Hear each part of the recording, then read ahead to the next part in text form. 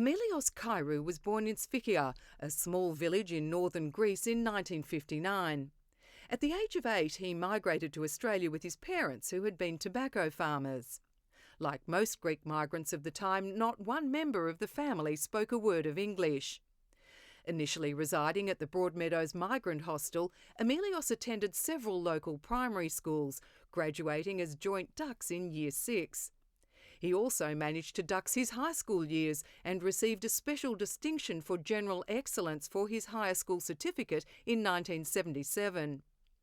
At university, Emilios achieved a Bachelor of Law with honours and a Bachelor of Commerce from the University of Melbourne, and was awarded the Supreme Court Prize as the top law graduate.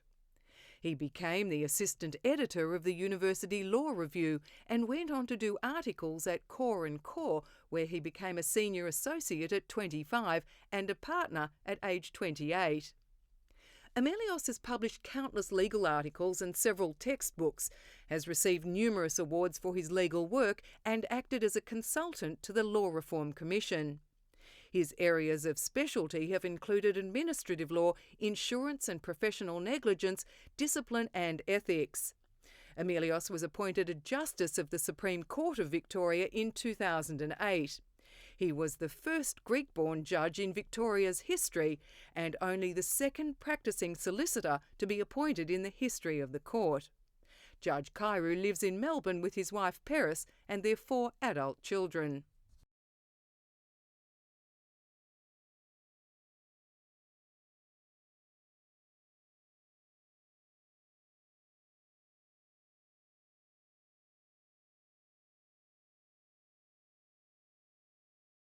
The bus ride from Station Pier to the Broadmeadows migrant hostel. The time spent at that hostel, we spent about 2 months in 1968, playing in the quarry next to the hostel and attending school for the first time and experiencing the difficulties of attending school without knowing the language in which we were taught. It was very destabilising because I had enjoyed going to school in Greece. I attended school in Greece until grade 3. I was doing very well. I was on top of the subjects. And then to change from that environment to an environment where you are lost because you don't understand what people are saying to you at school, and looking around and seeing everyone participating, enjoying themselves, it was totally... I was totally disconnected. It was a very uncomfortable feeling because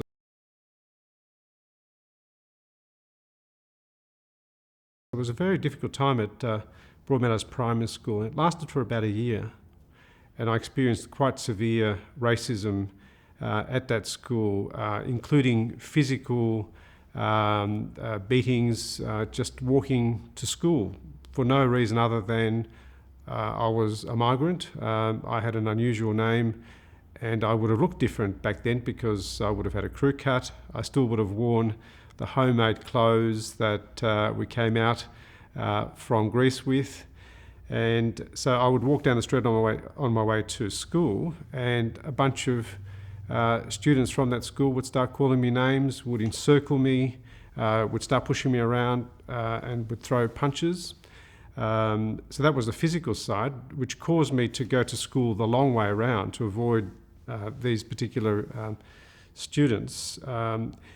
The physical side wasn't repeated that many times, but the verbal abuse, the name calling, being called a wog, dago, greaser, all of those things were constant, and it was quite traumatic for me. I just avoided people because I didn't want to be in a position where I would be abused and put down, and my self-esteem dented even more than it was.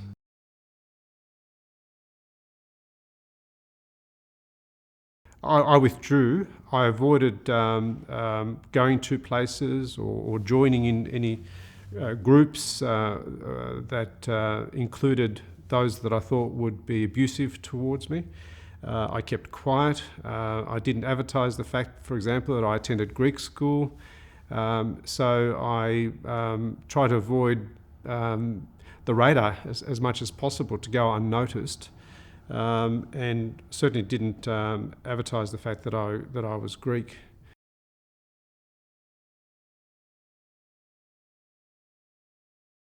It was a struggle, particularly in the early years. I remember very clearly Mum and Dad bringing us out here with the expectation that they would immediately find a job, that the job would be well paid, that they would be able to save a lot of money within 2 years, and their plan was always to go back to Greece after 2 years. The reality was quite different.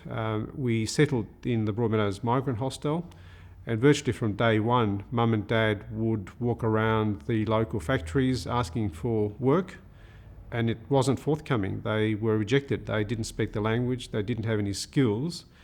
And I remember them coming back to this little Nissen hut, this little unit that we stayed in at the hostel, every day after walking around in the neighbouring factories, completely despondent, utterly disappointed and very frustrated, and really regretting the fact that we'd come out here because the reality didn't match the expectations. Eventually my father got a job at a foundry, which was very dirty, hard work. It took Mum a couple of months to get a job. She then got a job at a clothing factory. So it was a struggle for them because they couldn't get a job initially, and when they did get a job, it was hard work, not well paying, so they try and compensate by working excessive overtime, and for Mum in particular, coming home very tired, then having to cook and so on. So it was very difficult. It was a mismatch between expectations and reality.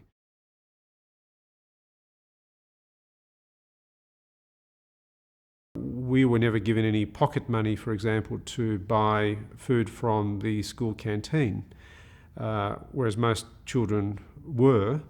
So we would take to school leftovers from the previous night's dinner, which usually had an aroma of itself, being spicy Greek food, etc.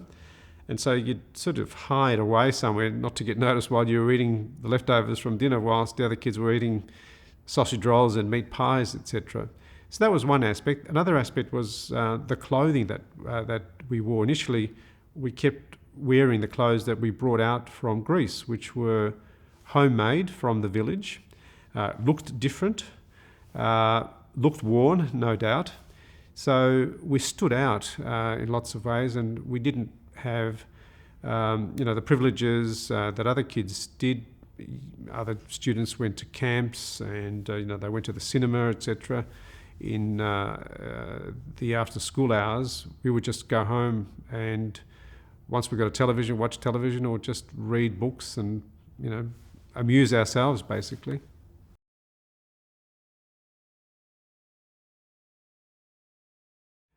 When I was at school, there was incredible pressure to join in and be like the others, to follow a football team, for example, to participate in cricket and other sports, to read the books that other children were reading, and to participate in life fully at school and the Australian way, if you like, that prevailed at school. But once we went home, we would put our Greek hat on.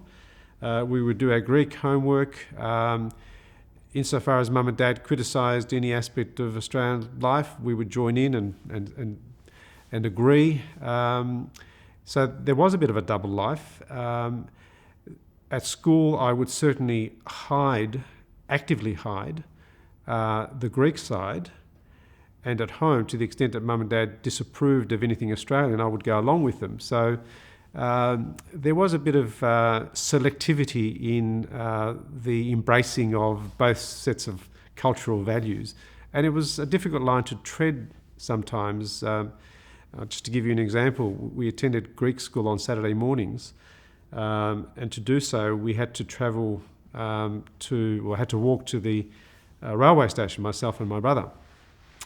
If we were confronted by anyone that we knew from school on the way to the station to go to Greek school, and we were asked where we were going, we would never say we were going to Greek school. We would say we were going to the city to see a movie, or we'd say we were going to the football. So there was a complete suppression of the Greek aspect when we were with Australian friends. We were terrified that if we disclosed that we were going to Greek school, we would be called wogs. Australian kids used to call Greek school wog school. And those sort of names, those derogatory names, were quite hurtful. And it's a normal human reaction to protect yourself from hurtful things by concealing them.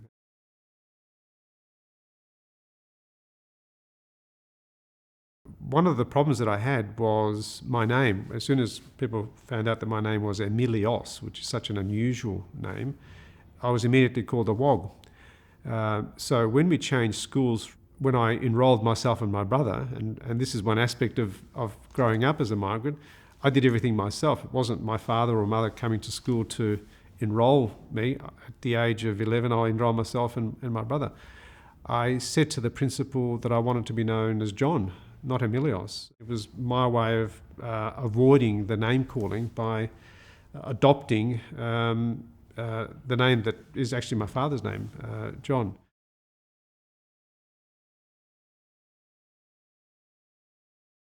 Ever since I can remember, from Greece as well as Australia, Mum and Dad would say to me and my brother, because of the civil war and because of poverty in Greece, we were not able to obtain an education, but you have that opportunity.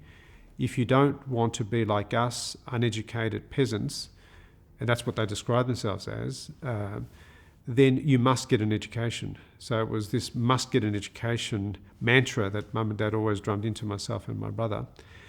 And that was then emphasised quite graphically, particularly by my father, who worked in a foundry and came home utterly covered in dust, exhausted. And you can imagine the striking figure that my father was, coming in the front door, looking like that and saying, if you don't want to be like me, you must get an education. I would be trying to look after Mum and Dad, and in that process it occurred to me fairly early in the piece that the best way to protect yourself and your family and to advance your interests is actually to know the law. So the desire to get an education and the desire to know the law persuaded me at around about the age of 15 to become a lawyer. And I looked into it and I found out that it was one of the most difficult courses to get into. And I thought, that's what I'm aiming for, that's my aspiration, that's what I'll try and achieve.